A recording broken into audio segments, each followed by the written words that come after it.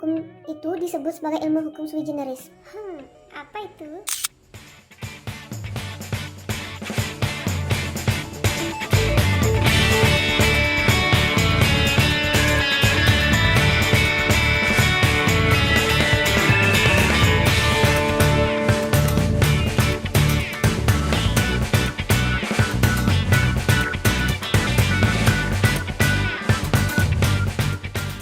Nah, apa sih yang dimaksud dengan ilmu hukum sebagai sui generis? Ilmu hukum sebagai sui generis itu terdapat juga jenis ilmu hukum dan lapisan ilmu hukum. Apa sih itu? Ayo dengarkan. Yang pertama adalah jenis ilmu hukum.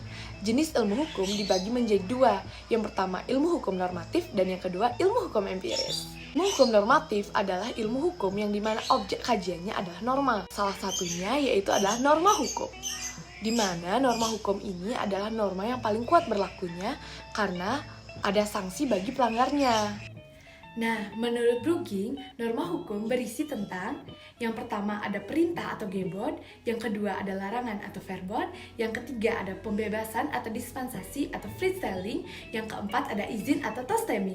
Selanjutnya, Hart juga mengemukakan bahwa selain ada norma perilaku juga ada kaidah norma yang terdiri dari tiga. Yang pertama, norma pengakuan atau rule of recognition. Yang kedua, ada norma perubahan, rule of change. Dan yang ketiga, ada norma kewenangan, rule of adjudication.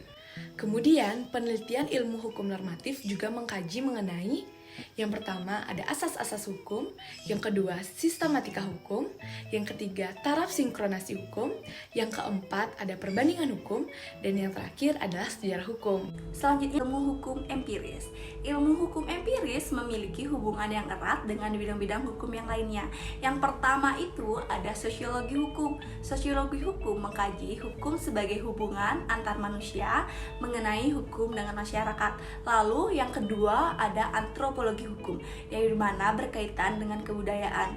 Antropologi hukum ini lebih memfokuskan diri mengenai hukum yang berkembang melalui kebudayaan dalam lingkup masyarakat tradisional.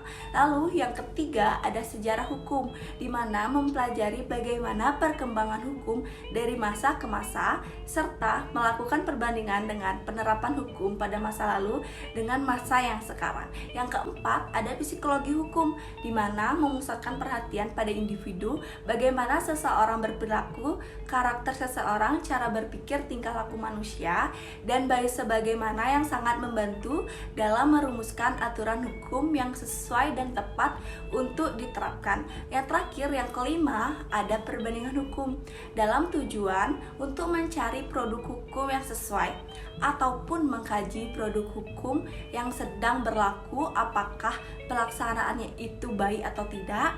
Salah satu metodenya itu yang digunakan adalah dengan perbandingan hukum. Selanjutnya, lapisan ilmu hukum. Ilmu hukum dari segi objek itu dapat dibedakan atas dua, yaitu ilmu hukum dalam arti sempit dan ilmu hukum dalam arti luas. Ilmu hukum dalam arti sempit biasanya kita kenal dengan ilmu hukum dogmatif, dan ilmu hukum dalam arti luas itu dapat ditelaah dari sifat atau pandangan ilmu hukum itu sendiri yang dimana dikemukakan oleh J. Geisels dan Mark van Hook. Adapun pembagian dari jenis ilmu hukum yaitu yang pertama filsafat hukum. Filsafat hukum atau filsafat atau bagian dari filsafat yang mengarahkan refleksinya terhadap hukum atau gejala sebagaimana yang dikemukakan oleh J. Geisels. Hukum adalah filsafat umum yang diterapkan pada hukum dan gejala hukum. Yang kedua, teori hukum. Teori hukum dalam lingkungan berbahasa Inggris bisa disebut dengan jurisprudence atau legal theory. Teori hukum merupakan ilmu eksplanasi yang bersifat interdisipliner.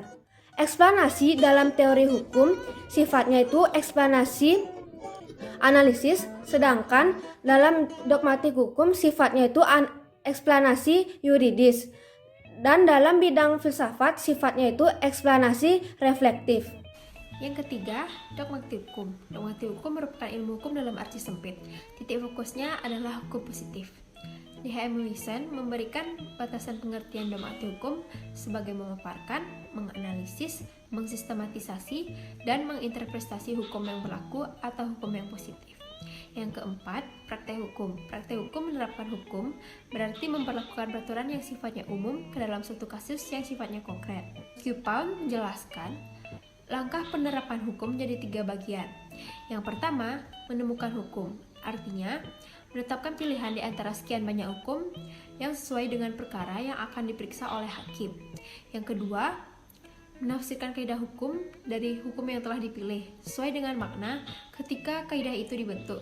Yang ketiga, menerapkan kaidah yang telah ditemukan dan ditafsirkan kepada perkara yang akan diputuskan oleh hakim. Philippus Emma John mengatakan bahwa dogmatik hukum adalah ilmu hukum praktis. Tujuannya adalah problem solving. Kesimpulan dari presentasi kami, ilmu hukum normatif ialah norma yang paling kuat berlakunya. Kemudian, ilmu hukum empiris memiliki hubungan yang erat dengan bidang-bidang hukum yang lainnya.